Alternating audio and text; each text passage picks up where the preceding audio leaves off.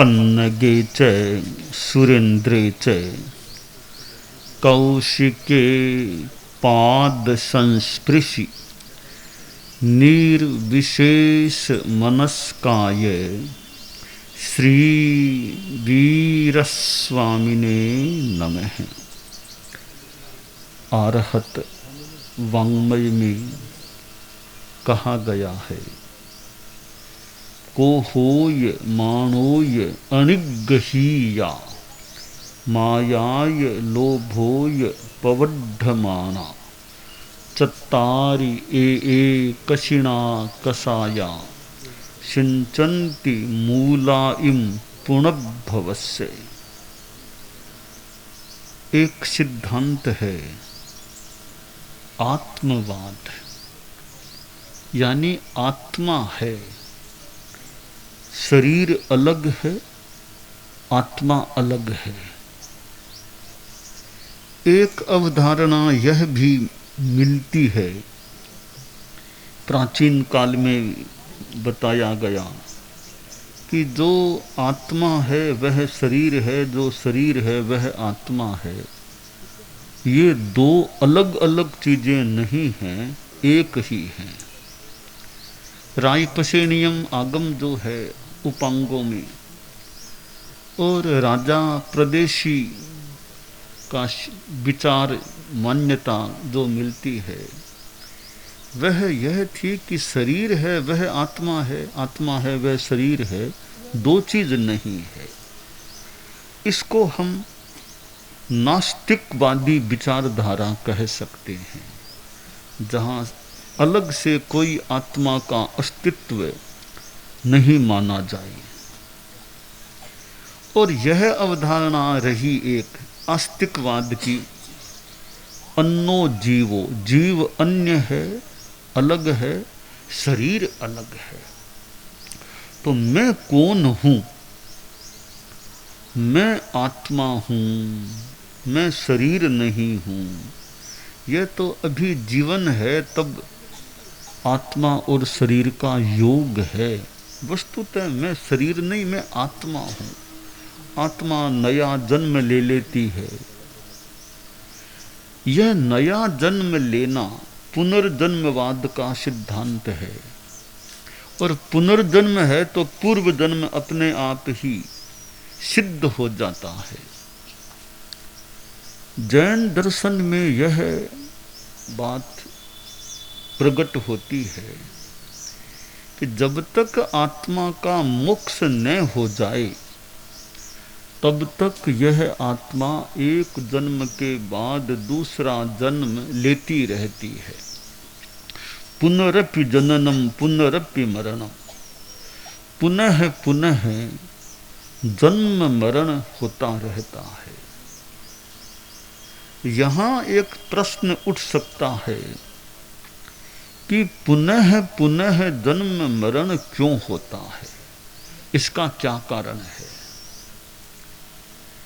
यहाँ हमें कर्मवाद पर ध्यान देना है, कसाय पर ध्यान देना है। शास्त्र में जो बताया गया, को होय मानोय अनिग्रहीया मायाय लोभोय पवड्ढमाना, ये चार कसाय, कोह मान माया लोभ, गुस्सा अहंकार माया लोभ, ये कुछ तीव्र होते हैं, प्रवर्धमान होते हैं, अनिगृहीत होते हैं। ये कसाय हैं, वे आगे से आगे पुनर्जन्म की जड़ों को सिंचन देती रहती है। कसाय एक प्रकार का जल है जो पुनर्जन्म के वृक्ष की जड़ को सिंचन देता है। तो पुनर्भव पुनर्जन्म का सिंचन ये कसाय रूपी जल से होता है। जब तक मोहनीय कर्म है तब तक जन्म मरण का क्रम भी रहता है। मोहनीय के क्षय हो जाने के बाद भी एक बार तो मृत्यु और होगी ही होगी। जन्म हुआ है तो मृत्यु निश्चित है। जन्म अकेला नहीं आता है, अकेला नहीं होता, वो मृत्यु को पीछे साथ में लेकर ही आता है। कि जन्मा है कोई, एक दिन मरना भी उसको होगा। ऐसा नहीं कि जन्म तो हो गया और मृत्यु नहीं है। सिद्धावस्था में जो उत्पत्ति होती है उसको यूं जन्म ने भी कहीं, अगर उसको जन्म कह दें किसी अपेक्षा से, तो वहां कोई अवसान मृत्यु वाली बात नहीं है। एक बार जो सिद्ध बन गया, जो जीव हमेशा के लिए बन गया, उसकी सिद्धता कभी समाप्त नहीं होती है। पुनर्जन्म का सिद्धांत है, यह एक अध्यात्म से जुड़ा हुआ कंसेप्ट है। अगर पुनर्जन्म नहीं है, बस यही जीवन है, न पहले कुछ था न बाद में कुछ है, तो अध्यात्म की कोई ज़्यादा अपेक्षा नहीं, साधुपन लेने की कोई ज़्यादा अपेक्षा नहीं है। अगर पुनर्जन्म नहीं है, यही जीवन है, तो साधु बनने की कोई विशेष उपयोगिता नहीं है। कि भाई ठीक है, इतना ही जीवन है, कैसे भी जी लेंगे, साधु क्यों बने, आराम से घर में संसार में जिए, वो भी कर्म योग है तो जिए, साधु क्यों बने। पर आत्मा का शाश्वत अस्तित्व है, पुनर्जन्म है, मोक्ष का सिद्धांत है, तो फिर अध्यात्म की और संन्यास लेने की गहरी उपयोगिता सिद्ध हो सकती है। अब यहां एक प्रश्न उठ सकता है कि पुनर्जन्म की बात आप बताते हो, ग्रंथों में आपने पढ़ी होगी, सुनी होगी, तो वास्तव में है या नहीं ये क्या पता है। किताबों में है, आगमों में, किताबों में मान लो, तो वहां तो है, पर इसको प्रमाणित कैसे किया जाए कि वास्तव में पुनर्जन्म है ही, इसको कैसे सिद्ध किया जाए। हो सकता है एकदम सिद्ध करना कठिन भी हो, कोई न भी कर सके, परंतु इसके साथ दूसरा प्रश्न भी उठाया जा सकता है कि पुनर्जन्म है ही नहीं, है ही नहीं, इसको भी कोई सिद्ध करके बताओ, कैसे सिद्ध कर सकते हो। मैं मान लो पुनर्जन्म है, आस्तिकवाद का सिद्धांत है, मैं इसको सिद्ध न भी कर सकूं, तो कोई मुझे यह भी तो सिद्ध करके बताए कि पुनर्जन्म है ही नहीं, इसको सिद्ध करो, कोई कर सके तो वो भी है सिद्ध नहीं कर सकते हैं। तो दोनों ओर से मान लो कठिनाई हो सकती है, न पुनर्जन्म है इसको सिद्ध कोई कर सके, और न पुनर्जन्म नहीं है इसको भी कोई सिद्ध कर सके, तो फिर क्या करें। तो यहाँ फिर यह एक बात आती है कि अगर पुनर्जन्म होता ही नहीं तो पुनर्जन्म की कल्पना भी कैसे आती, यह बात उठती भी कैसे। बात है तो कोई न कोई तो आधार होगा, वरना पुनर्जन्म जैसी दिमाग में किसी के बात ही कैसे आती। दिमाग में बात आई है तो कुछ संभावना मानी जा सकती है, कोई चीज़ कुछ न कुछ होनी तो चाहिए, तभी दिमाग में यह बात आई है, क्या यह सिद्धांत पनपा है। अब हम देखें, कोई कोई बच्चा, कोई कोई आदमी यह कहे कि भी हाँ मैं पहले वहाँ था, ऐसे डेथ हो गई थी, मैं अब जन्मा हूँ, वहाँ मेरा घर है, वो मेरे पिताजी हैं, तो उसको वहाँ ले जाए, देखा, अब जैसा कहा वैसा घर वहाँ मिल गया कि ये मेरी माँ थी, ये पिताजी थे, ये हमारा काम। तो बच्चे को क्या पता चला, वो कोई पिछला ज्ञान हो गया, तब उसने बता दिया हो सकता है कि मैं पहले वहाँ था। तो ऐसे कई प्रसंग हम किताबों में, री इनकारनेशन जैसी किताबों में ये कई प्रसंग मिल भी जाएं, तो इससे भी संभावना बनती है कोई न कोई चीज है, तब इस प्रकार के प्रसंग बताए जाते हैं। अब प्रश्न है कि भी हमको अगर पुनर्जन्म है, इसका मतलब हम पीछे भी कहीं थे। अगर पूर्व जन्म हमारा था तो हमको याद क्यों नहीं? अगर पूर्व जन्म होता तो हमें याद क्यों नहीं रहता? याद रहना चाहिए। इसका मेरा जवाब है, कोई मुझे यह कहे कि पूर्व जन्म है तो हमें याद क्यों नहीं है, इस संदर्भ में मेरा कहना है कि आप 2 दिन के जब थे, आपको याद है क्या? आप 2 दिन के कब थे? आप 2 महीनों के थे, वो आपको याद है क्या? तो 2 महीनों का मैं था। तो इस जीवन की बात भी आपको याद नहीं है, कल क्या खाया ये भी आपको याद नहीं है, तो पिछला जन्म याद रहने की तो बहुत ही आगे की बात हो जाती है। तो याद नहीं है, इस आधार पर यह नहीं कह सकते कि पूर्व जन्म है ही नहीं, क्योंकि हमारी स्मृति तो सीमित है। यह स्पष्ट है, 10 दिन पहले आपने क्या खाना खाया, कभी याद नहीं क्या खाया था, या तो याद करना पड़ेगा, क्या फलका खाया था, चपाती खाई थी, रोटी खाई थी।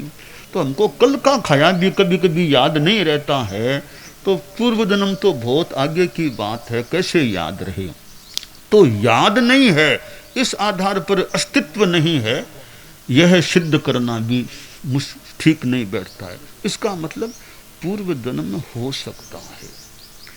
और कई लोग ये योग ध्यान प्रयोग करते हैं, वो भी कोई कभी हमें ध्यान का प्रयोग करे भी हमें थोड़ा पिछला जन्म दिखने लगा, मैं वैठा। तो इन सब बातों के बावजूद भी कि पूर्व जन्म पुनर्जन्म है ही, यह भी मान लो पक्का निश्चित कहना कठिन है। तो पूर्व जन्म पुनर्जन्म है ही नहीं, यह भी कहना मुश्किल है मेरे हिसाब से। तो फिर हम क्या करें? तो फिर यह करना चाहिए पुनर्जन्म पूर्व जन्म आत्मा को मान करके ही हमें जीवन जीना चाहिए कि भाई पापों से बचने की चेष्टा करो, धोखाधड़ी मत करो, बेईमानी मत करो, किसी को बिना मतलब दुख मत दो। आचार्य श्री तुलसी ने अनुव्रत की जो बात बताई भी, आप जैन हो या अजैन, यह बात अलग चीज है। जैन धर्म की बात एक बार आप छोड़ भी दो, मेन आप आदमी तो हो ना, तो पापों से बचो, धोखाधड़ी बेईमानी चोरी आदि चीज़ों से बचो, और जितना हो सके धर्म का काम करो। इससे क्या होगा? अगर पुनर्जन्म है, कर्मवाद का सिद्धांत सही है, आपने पाप नहीं किए, आपने अच्छे कर्म किए, आपको अच्छा फल मिल सकेगा। अगर पुनर्जन्म है ही नहीं तो भी आपने अच्छा जीवन जिया, किसी को दुख नहीं दिया, शांति से जिया, तो आपका नुकसान क्या हुआ? अच्छा जीवन तो जी लिया, आगे कुछ नहीं तो नहीं सही, यह जीवन तो बढ़िया जी ले कम से कम। हम फ्यूचर को न जान सकें, पास्ट को न जान सकें, प्रेजेंट को तो जानते ही है ना, वर्तमान तो सामने है। यह कौन कह पाएगा कि वर्तमान जीवन भी नहीं है? यह तो कौन कह सकेगा, कोई समझदार थोड़ा होगा तो प्रेजेंट लाइफ, वर्तमान जीवन, वो हमारे लिए स्पष्ट है, प्रत्यक्ष है। तो वर्तमान जीवन को तो बढ़िया जियो, आगे है कि नहीं जो भी है, वर्तमान को अच्छा जियो। अच्छा जीने का मतलब अत्याचार, पापाचार, भ्रष्टाचार, अपराध, इन चीज़ों से बचो।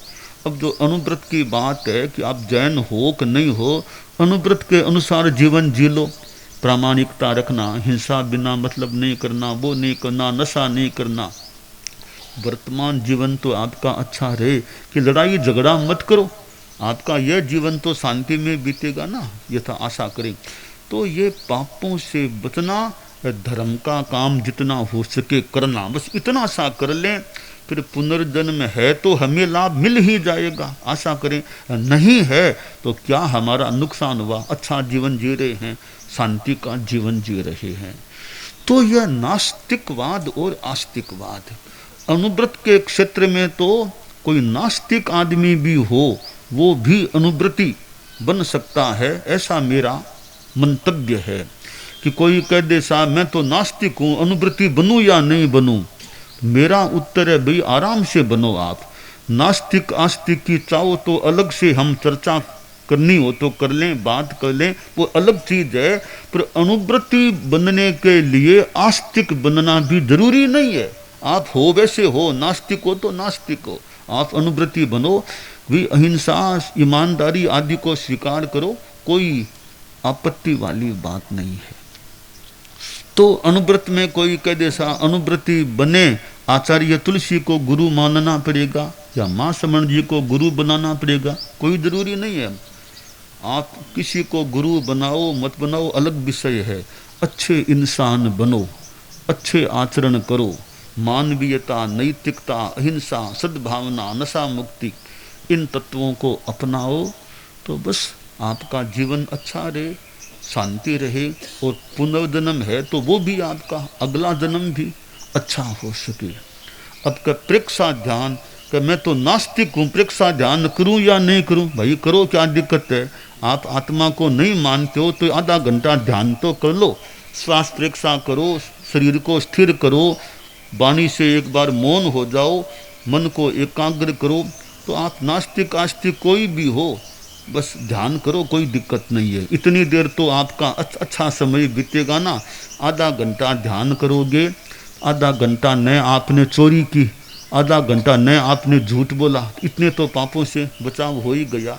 तो प्रेक्षा ध्यान करने के लिए ये नहीं कि आस्तिक है तो ध्यान करो, नास्तिक हो तो हमारे यहाँ ध्यान नहीं करना, ये भी मेरी दृष्टि में कोई बात नहीं। आप नास्तिक हो तो भी प्रेक्षा ध्यान कर लो। और कोई ध्यान करते करते, साधना करते करते चिंतन भी चेंज हो जाए, सा मैं तो अब आत्मा को मानने लग गया, तो मैंने जैसा लगा ध्यान करते करते कि आत्मा नाम की कोई चीज है या होनी चाहिए।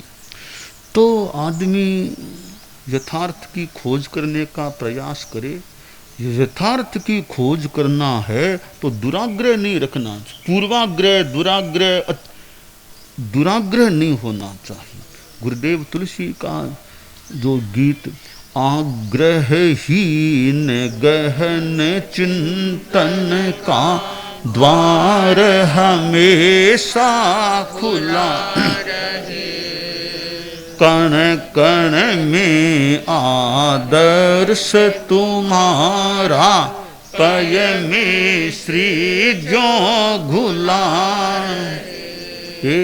जागे स्वयं जगाए जग को, जागे स्वयं जगाए जग को, हो यह सफल हमारा नारा, प्रभो तुम्हारे पावन पथ पर जीवन।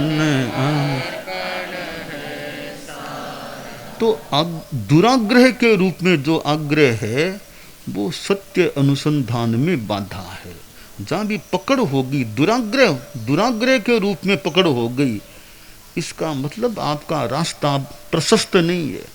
खोज करना है तो कोई दुराग्रह नहीं, जो सत्य यथार्थ आपको मिले उसको ग्रहण करने का प्रयास करें। तो अनुसंधान करना हो, शोध करना हो, वहाँ अनाग्रह का भाव अपेक्षित है।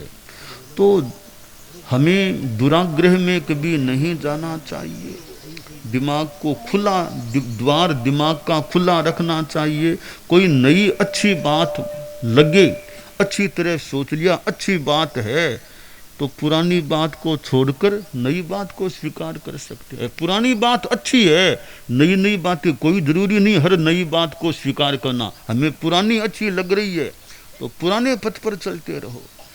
तो इसलिए संतः परीक्षान्यतरद भजन्ते, मूढ़ः परप्रत्यय नेय बुद्धि, कि यह पुराण मित्येव न साधु सर्वम न चापि काव्यम नवमित्यवद्यम, संतः परीक्षान्यतरद भजन्ते मूढ़ः परप्रत्यय नेय बुद्धि, कि पुराना ही सब ठीक है, सब पुराना ही ठीक है, उसी को पकड़ के रखेंगे, ये भी बहुत बढ़िया बात नहीं है। सारा नया ही ठीक है, ये भी जरूरी नहीं है। कोई नई बात अच्छी हो सकती है, कोई पुरानी बात भी अच्छी हो सकती है। तो पुराना और नया, इसमें किसको स्वीकार करें, ये खुले दिमाग से सोचें, कोई दुराग्रह नहीं। नए का आकर्षण भी नहीं, कि जो सही है, ठीक लगे, हितकर लगे, हम तटस्थ दिमाग से उसको मान्यता देने का प्रयास कर सकते हैं। तो ठीक नहीं लगे, पुरानी को भी छोड़ सकते हैं, नई को भी अस्वीकार कर सकते हैं कि नई चीज़ें बहुत है, तो सब हमारे काम की है, यानी किसी के काम की हो सकती है, पर हमारे काम की है यानी हमारे काम की नहीं है।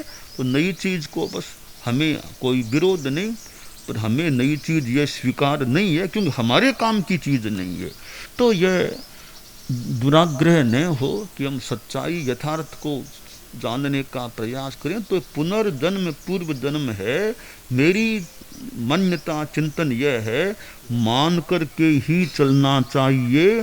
पुनर्जन्म कर्मवाद पुण्य पाप का फल, ये मान कर के हम चलें और जीवन में पापों से बचें, धर्म करने का प्रयास करें, यह एक अच्छी बात हो सकती है।